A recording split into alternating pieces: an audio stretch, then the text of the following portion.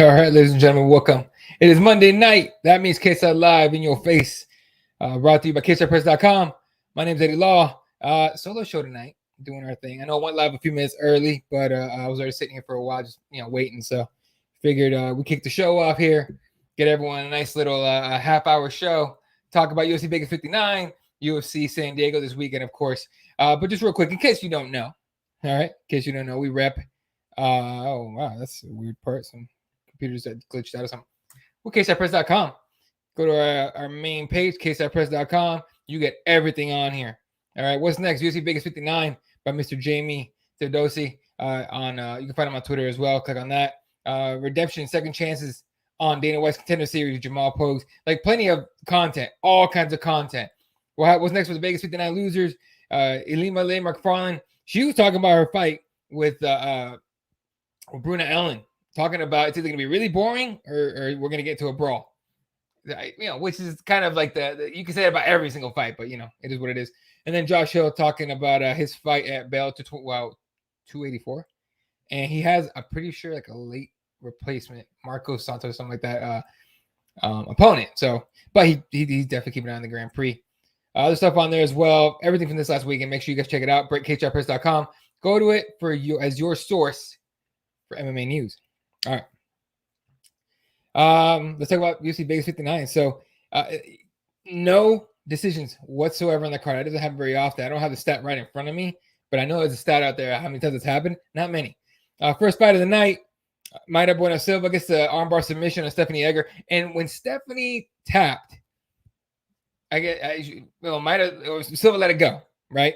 And Egger stood up and looked at, or he sat up, kind of looked at her like all confused and stuff like that. I think she knew she tapped. I think everyone knew she tapped. But the weird part was the three judges said that they saw her tap, which is weird because you never get judges agreeing on a damn thing. So, for that to happen. And, Silva had a quote afterwards talking about she wants to make sure her kids know that not to be dirty, which she thinks Egger was doing. But either way, she gets the armbar win. A lot of tears coming out of her eyes after that. Super happy with her team. Shout out her team, her partners, everything. So it was pretty cool. Then Corey McKenna gets the submission on Miranda Granger. Granger had no chance once she couldn't use her length to keep Corey away. Corey was a pit bull. She was in there. So, good for her. Gets the submission win on that one. Brian Battle called out Brian Barberina, but he also called out Ian Gary. He screwed the Brian one, but the Ian Gary call out was clear. And Ian Gary kind of, he didn't accept the challenge or anything or the call out, but he did respond to it. So, but he gets the TKO win and was like, he had head kick knocked out Takashi Sato real quick. Beautiful finish. And then Mikal over here finishes Sam Alvey in the first round, broke Sam's jaw with the first punch, which is a hell of a punch. Now Sam Alvey is on.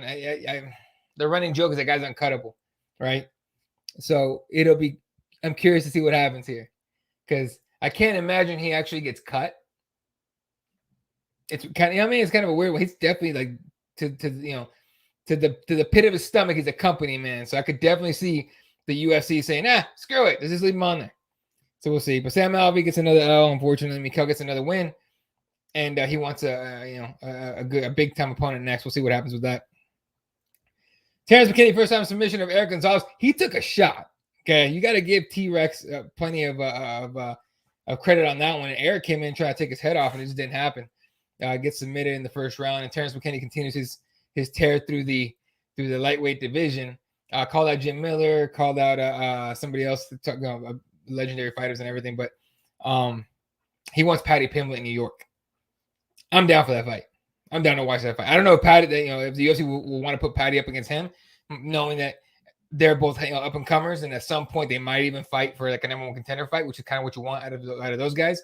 So I doubt we're gonna get that fight, but it's a nice call out. Sergey Spivak knocks out Augusto Sakai in the second round. Sergey came in with no nonsense, and he's a really nice guy. Okay, little inside story here. I make the graphics for Cageside.press.com for the Instagram and the Twitter, social media, and I like his translator in the media day scrum screwed up one word, and I heard what the translator said, so I used that on the graphic. And Sergey actually hit us up on Instagram and said that those weren't his words, and so I took it down and corrected and everything. So you don't get many fighters doing that. Usually fighters just get mad and keep moving. So if you're a fighter and you hit us up and we get something wrong, I'll ask you about it. We'll straighten it out. But he gets the second round knockout. Nice little finish. Juliana Miller shuts up Brogan Walker. Third round finish, TKO. That was a special one. Yeah, McKinney has dope grappling. What's up, Otis? 100% has dope grappling. 100% underrated. And people don't talk about that. This dude's going to sneak up out of nowhere and make a run. I don't know if he'll get a title shot. I think he'll get a title shot at some point because I think he's super underrated too. But it's to be seen if he'll ever get a real shot at a belt here. Juliana Miller, though, gets the TKO win. She wins the Ultimate Fighter. She was really upset that Brogan Walker was talking about she was going to knock her out and all that and finish her and some highlight reel thing. So took it to her. And Walker couldn't do anything about it. She got taken down. Miller beat her up from top position over and over and over again. There was nothing Walker could do. To me, Brogan Walker 100% underestimated Miller because of the whole lack of experience. Sure, but hard work and talent, and hard work, some talent, but hard work and determination can overcome lack of experience if you have the right coaching staff behind you. So she trains out there with the 10 Planet Freaks, Richie Martinez and all them. So she's got a really good coaching staff behind her. So I'm not in the least surprised that she won that at all. Like at all. I picked her to win that fight. I think most people did, honestly. I didn't see a lot of action on Brogan Walker. So Miller has a smothering wrestling, and it worked to a T perfectly. And she did the DX chop afterwards. Yeah, I mean, when your opponent talks all that kind of stuff, all that kind of mess and everything, and then you beat them. Miller barely said anything like derogatory about Walker, like barely, not until Walker started doing it. And then Miller came at her. So, and I'm not surprised that Miller's respectful because she comes out of the same camp as Limele McFarland and all them. So I'm not surprised at all. The DX chop had me laughing. That was pretty good. All right, what else we got here? Muhammad Usman.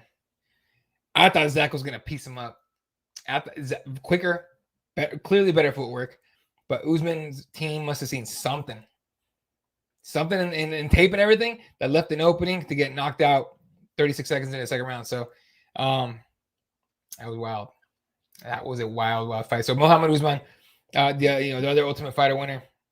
It's to be seen what he does following that, but I can't imagine he does that to too many heavyweights. Like he was slow, he loaded on his shots quite a bit and everything. I think if Zach doesn't, put his let his guard down, he probably wins the fight by decision or something. Excuse me, but I don't think Pago's gonna be out of the UFC. I think they gotta be right in there pretty soon. If not, just pick him up now because dude has skills. I'm not saying Usman was lucky. I'm saying they found some kind of opening that they took advantage of. This one surprised me a little bit, not because of the way, because Jeff Neal won, because it's really hard to knock out Luque. It's like really, really difficult.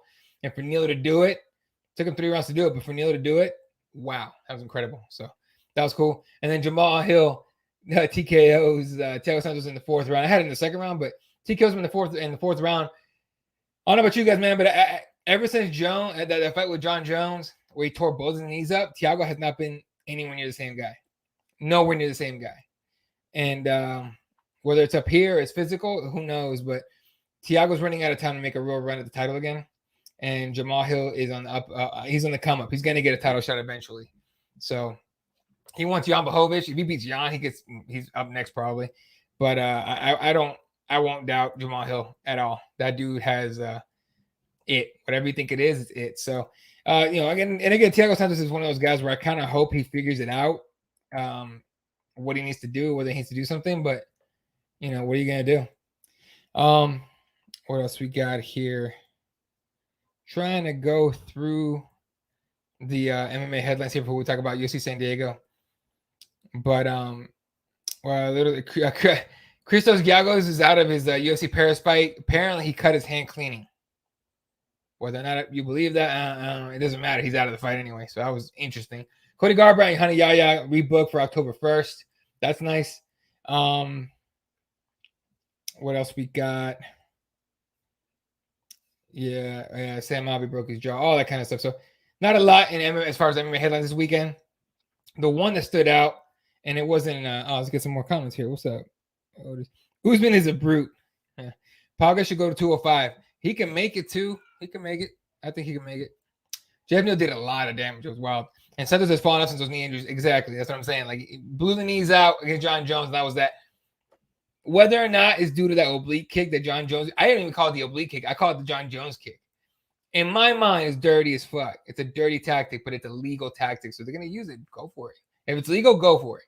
If it's legal, it's not technically dirty. But in my mind, because you could definitely derail someone's career, end someone's career like that. Like, that's just a bit much. Now, I don't know whether or not they even can ban it because it's so readily available, and you could even accidentally do that same thing anyway. But I'm not going to get back into that discussion again. That was a weird one. Okay, then actually we'll talk about that in the other spot later, because it's a sad story. We'll talk about it here. All right, UFC San Diego this weekend. We have Gabriel Gonzalez on location this week in San Diego. And so if you're in the house for that, let me see if I can get this thing to pull up here. All right, guess we'll work on that. It's taking longer to spend it. Oh, the internet might be out. I might not even be on air right now. Let's see. Google. Oh, no, we are. We're good. Okay. Let me go to UFC.com and see if we can pull that one up. Usually, I like to use the Google UFC cards, but it's all good. All right. Let me pull this up here. UFC, don't get mad at me. I'm just trying to get stuff done. All right. Yaya's jiu-jitsu is nasty. Right. Cody Garbrandt's going to have an issue with it if I hits the ground, but I think both guys are kind of past their prime, so it'll just be a fun fight, honestly. UFC San Diego this weekend. 2 fights that are on there on the website. Well, maybe they are. We'll check in a second, but they're not really listed just yet, although they might be now. Nope, they're not. Okay. 2 fights that were added on there. 2 fights from this last weekend that got moved were, boy, I'm blanking. It was a heavyweight fight. One dude tested positive for freaking what do you call it? Some metabolite, right? And so let's see, Google.com is acting weird. But it is Ariane Lipsky. Her fight got moved, and Jason Witt's fight got moved over. So let's see if we can pull up Jason Witt versus Josh Quinlan. Quinlan tested positive for something. I haven't heard exactly what it was yet. I still have to check out what Jeff Nowitzki said on last weekend, but he tested positive for something. USADA was okay with letting him go on apparently, but NSAC, Nevada State Athletic Commission, was not cool with that, so they moved the fight. They had to move to San Diego. Luckily, it's not that hard, it's not that far, and those guys are heavyweights, so it'd be pretty easy. Then Ariane Lipsky and Priscilla Cachoeira got moved to San Diego as well. Lipsky was not cleared by doctors following weigh-ins. So if you guys know about cutting weight and everything, it's always a lot harder on the ladies too, but you can get pretty sick after cutting that kind of weight, especially if you do water cut and all that, which is what most fighters do. They cut all the water weight, then they can rehydrate the next day and be heavy again. But those 2 fights get moved. So those 2 fights are on. To keep that in mind. Then Ode Osbourne against Tyson Nam. This fight is dope. Okay, both guys are killers. Tyson Nam's a fun guy. I know he's coming off a loss and everything, but Ode Osbourne, his last fight won by knockout quickly. And while he was hyped, he like censored himself. He was just like, I expect that. Like, I need to expect those kind of finishes. And I'm like, cold-blooded. He goes, champions expect those kind of finishes. That was pretty dope. All right. If Yaya knocks out Garbrandt should retire. And he won't. He won't. But if he gets knocked out by Hani Yaya, he might get and end up getting cut. You will see Cody Garbrandt in bare knuckle boxing at some point. I guarantee it. He's perfect for them. Then Yusuf Salah against Damon Blackshear. Gabriel Benitez against Charlie Tiveros. Benitez is a fun guy. He's a good dude. He's a grinder, but he just hasn't been able to put together the kind of run, the kind of winning streak that gets you title shots. So unfortunately, he seems to be just like a run-of-the-mill kind of guy at I believe featherweight. So all right, and this might even be a lightweight fight. Jeez, it is a lightweight fight. Jeez, okay, he's moving up. Martin Budet taking on Lucas Brzeski. So here we go, heavyweights. Then this fight is dope because it's not supposed to be for another 2 months, 3 months, something like that, or a month. But Lupe Godinez, who fought here in Phoenix at UFC 294 last, taking on Angela Hill. Huge fight for Lupe, and it's gonna be dope because Angela Hill brings the grind. So Angela Hill gets unlucky with the judges most of the time. We'll see what happens here, but Lupe's a finisher, so we'll see how it goes. Then those are your prelims. Again, they haven't added the other 2 fights on here, so we don't know what those are. I have a feeling Angela Hill should be on the main card, but we'll see, especially in San Diego. Then Yasmin Jauregui against Yasmin Lucindo. Debut. Okay, well, there you go. That's a weird one to have just like the little dark figures. Is that even on there? That's a weird one. Bruno Silva against Gerald Meerschaert.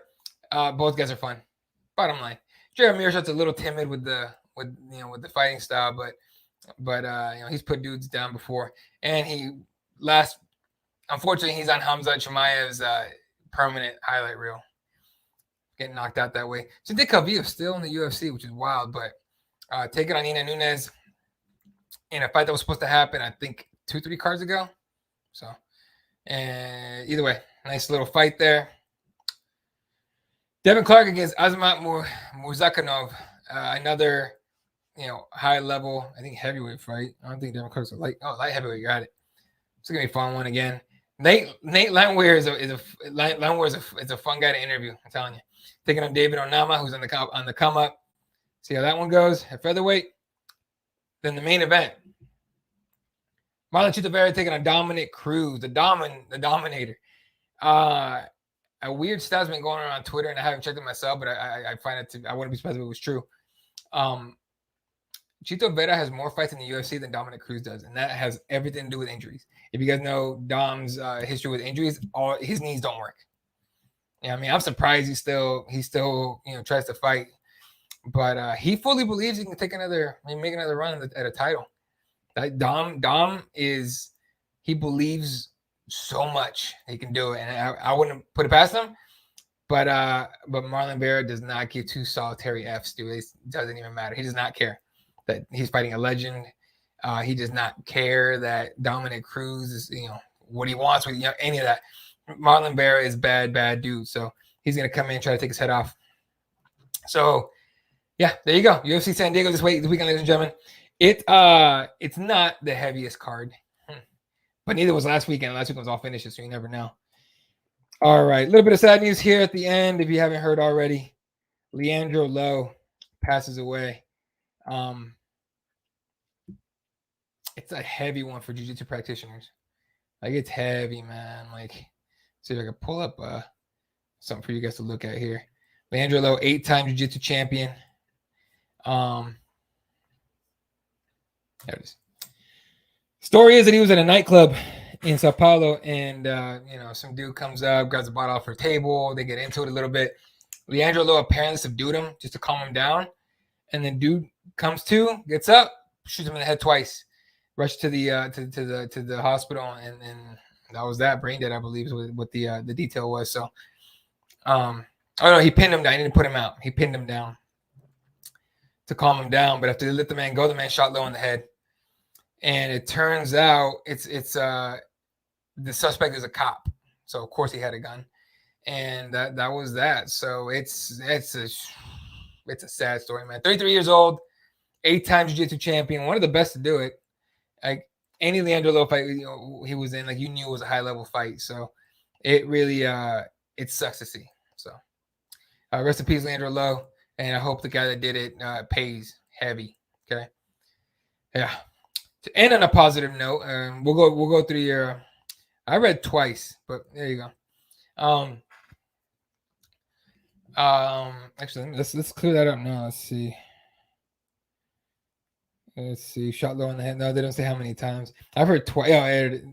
The suspect kicked Lo twice while the latter was already lying on the ground with the gunshot wound to his hand. You might be right. He might have shot him in the head once, and then he kicked him. Jeez, man, what a sack of crap. I can't stand people, man. People are, especially when they get embarrassed, they get stupid, and if they have a weapon on them. Like stupid people with weapons is just ridiculous. Let's go through your comments here before we go to the last story here. Odie's fun to watch, 100%, dude. He's fun as hell. Ontiveros tends to give up in his fights. Yeah, he does. And then Mearshart has been putting it together, though. He has, and I give him all the credit for that. Yeah, the video was sad. My buddy told me it was a bad area to be in. You know, when you're as talented and fighting as Leandro Lo, you're not afraid of anybody. And that's just wrong place, wrong time, dude. It's a crappy one. It really is a crappy one. Anyway, so it hit even more last night, watching. And I'll put the story up here from Flow Grappling. Watching Gordon Ryan take on Felipe Pena at Who's Number One last night. So obviously it's on Flow Grappling and all that, and they fought. They went like 40 some minutes. They went a long time, and Pena, his kind of ran out of gas. Gas tank ran out, and he was done. And he didn't tap or anything, but he was like, "I'm done. I'm done." Which basically is a tap submission. So he's with a quit, but he quit. And Gordon Ryan's a champion now or heavyweight champion with WNL, if he wasn't already. But what got me is thinking about it. Felipe Pena knew Leandro Lo, so it's one of those things. I think he said it right here. Yeah, emotional Felipe Pena wanted to win for Leandro Lo, and so it's a rough one, man. Like anyone that changed jiu-jitsu in the jiu-jitsu community, everyone. Shoot, I went out. What happened? Oh, to Leandro. Oh, so he went to that nightclub. Dude comes up. This is what I've heard. Otis might have heard some better details, but what I've read is that the dude went up to Leandro Lo's table, took a bottle. They got into it. Leandro like pinned him down to calm him down, and when they let the man up, shot him. So, well, no, the dude just came up. I mean, from what I've read, dude came up and grabbed the bottle from the table. It wasn't like he started anything, but again, we don't have all the details yet. The investigation's still going on, but shot him in the head, kicked him on the ground, and then Leandro that was it. So, yep, they were really good friends. They're really good friends. So it's a crappy thing to like. Man, it sucks to see. I was having dinner last night. I took my family out to dinner, and one dude saw I wear represent stuff all the time, right? So the one that says rep jiu-jitsu, represent jiu-jitsu. And dude saw it. He was like, "Oh, I train too. Where do you train at?" We're comparing notes and all that. And he brought that up. He's like, "You hear about Leandro Lo?" I'm like, "Yeah, man. Yeah, it's a sad one." So anyone that changed jiu-jitsu knows the story right now, and it sucks. Leandro was 8-time champion, good dude, as far as everyone knew, and one of those guys that had a future, like a long future. He had his own academy, all that. So rest in peace, Leandro Lo. Gotta feel for his family, man. Did they catch killer? They did. The accused killer is actually a cop.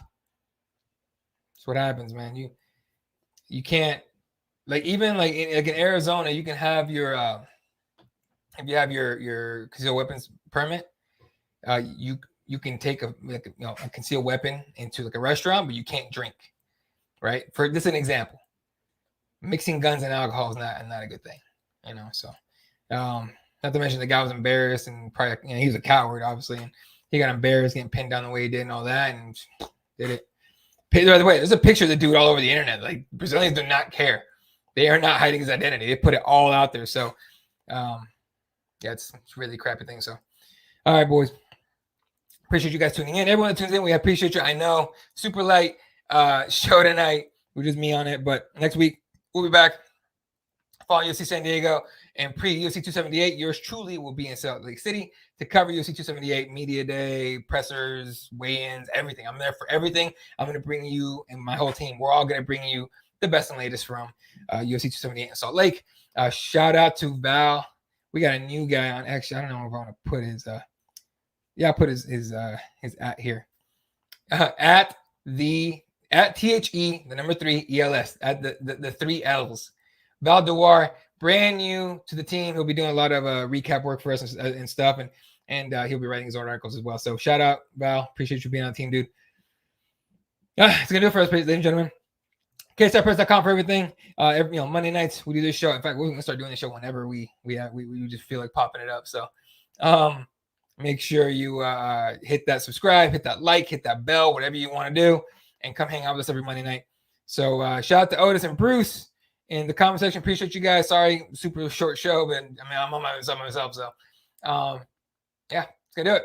So for myself, the entire team at Cageside Press, we love you guys. Appreciate you guys tuning in. Please tell everybody about us. Come hang out with us. Watch us grow. We're coming up. Come hang out with us, and we will we'll catch you in the next one. All right. So you guys have a wonderful evening, and see you next time.